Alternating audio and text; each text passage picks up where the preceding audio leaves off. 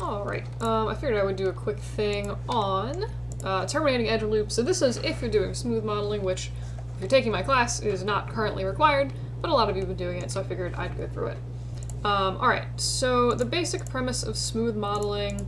Oh, there's two models here? Question mark? Okay. Basic premise of smooth modeling is that you press the 3 key and it basically adds in fake subdivisions to your model.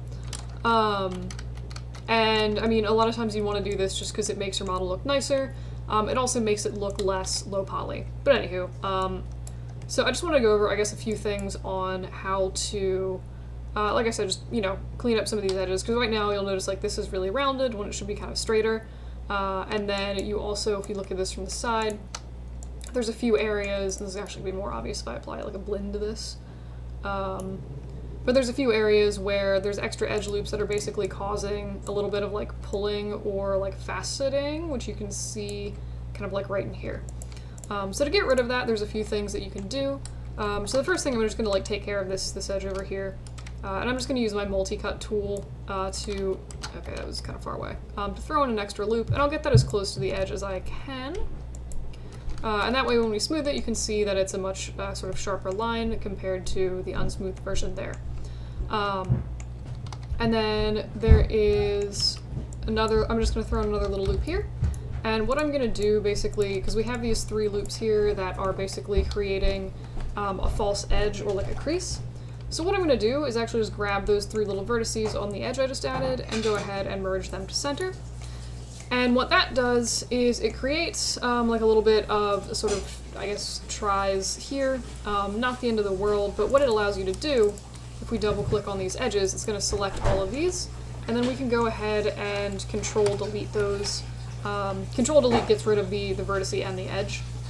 But if we look at this now, again, we do get this little bit of pulling, but when we actually look at the model itself, you'll see that this is now smooth, whereas over here there was that little bit of faceting that was occurring. And it's really, really hard to see this for some reason.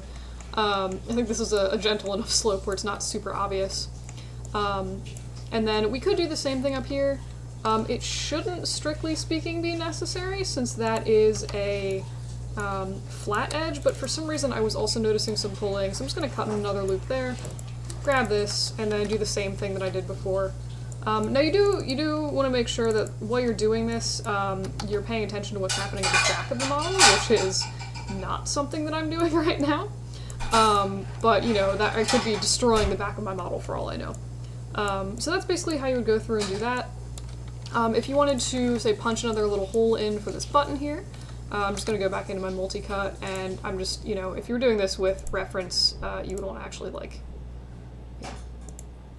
pay more attention, I guess, to make sure this lines up. But probably the easiest way to cut in this hole is to basically just add some loops around it, extrude those faces, and I'm going to go ahead and just scale them down ever so barely slightly.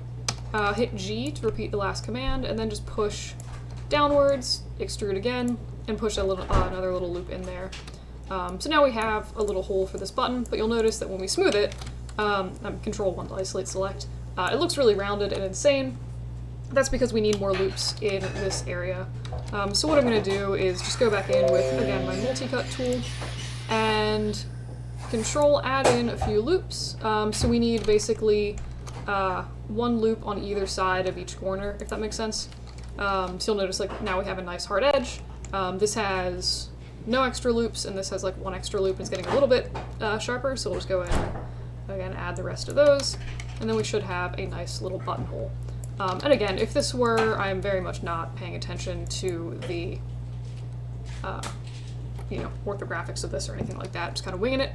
And I'm going to go ahead and scale this button a little bit thicker. I'm going to double click on my tool settings and change this to object mode so that I'm able to just scale along the axis itself. Do the same thing here so that I am able to just sort of push that back down. And now I have a nice buttonhole. It does look like there is just like an empty space in here, so I mean that should get filled in at some point. Same basic premise goes for the button over here. That would just need, you know, a few extra loops to have that sort of cut in. And then also we should go and, because like I've definitely just added like an absolute ridiculous number of edge loops into this. So that is something that I would want to go back and do pretty much the same thing that I rotate's all messed up. The same thing I did here where I go through and sort of like grab a little group of 3, terminate them, and then call it a day. And you do want to make sure that when you're doing this, it is, you're working with either 2 or 3 loops. So for example here, we actually only have 2 loops on each side. So what I'm going to do is just multi-cut in, and that's totally fine, by the way.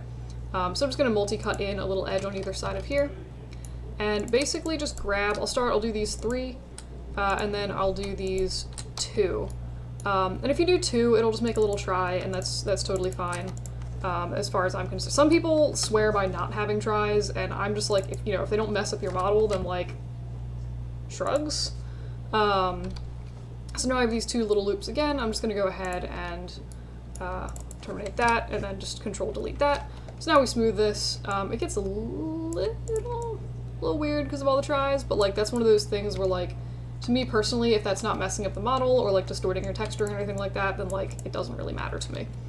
And like I said, it doesn't seem to be doing anything, so that's more or less the process of doing that. Same thing, like I said, for the button on this side, you just want to, pay a little bit more attention to the rounded shape, which basically could just be going through and, pulling the sides out like that a little bit as you, before you add the loops, because you'll notice it makes a weird sort of more pointed edge than I wanted there, but, just go through and kind of round those out however you need to get that shape. And then for, okay, yes, this was that, I'm probably destroying the back of this model while I'm doing this. So there used to be stuff here, so I guess I'll just demo it. Sure, I'll demo it here, what the heck. Actually, this is a great job for just mesh and fill hole, since that is just one quad or one face that's missing. It'll go through and get rid of that. So what I'm going to do is multi-cut a few more edges in here, and basically I'm making like a power socket. So what I'm going to do is just temporarily delete these faces, grab the edge here. I'm going to go in and circularize these with the circularize tool up here. I don't know why it always twists crazy, so I'm going to go ahead and twist that. And then we should be good to basically just sort of extrude this as we go. So I like adding the edge loops in if I'm smoothing this model as I go. So like I said, if you aren't smoothing this, you basically could just push this in and fill this hole and call it a day. If you are smoothing it, you do... and you don't want this crazy like wobbly edge here, you would need some extra loops. So if you're thinking about it, you can do this as you add stuff. So I'm going to say, okay, here's my sort of like actual bounding edge. I'm going to G to extrude again, push the edge in. So now we have the bounding edge with 2 edges flanking it. So now we get this nice sort of hard line there. Grab this, extrude it again. Close this, I don't know why I'm keeping that there so huge. And then just push this in and do the same thing, just kind of in reverse. So again, we have an edge. This is going to be the bounding edge, and then I'm going to do another extrude, scale that in. I'll extrude one more time, and then do merge to center, and now we have a nice little closed power hole with decent topology in the background. And then a quick note on making holes and stuff. So it's good, in my opinion, to have at least 6 edges around that hole. If you do 4, it doesn't tend to smooth as nicely. It like looks kind of crazy. Even with this, you get a little bit of like sort of fascinating when it's smoothing, which isn't great. So like 8 is the ideal, but 6 is sort of like the minimum to not have it look totally wonky. But yeah, so I mean, apart from, I think that's like honestly pretty much most of the stuff on this model. It's just kind of going through and like tweaking some of the, the rest of the edge loops, and cleaning up all the parts of it instead of just like 1 or 2 corners here and there.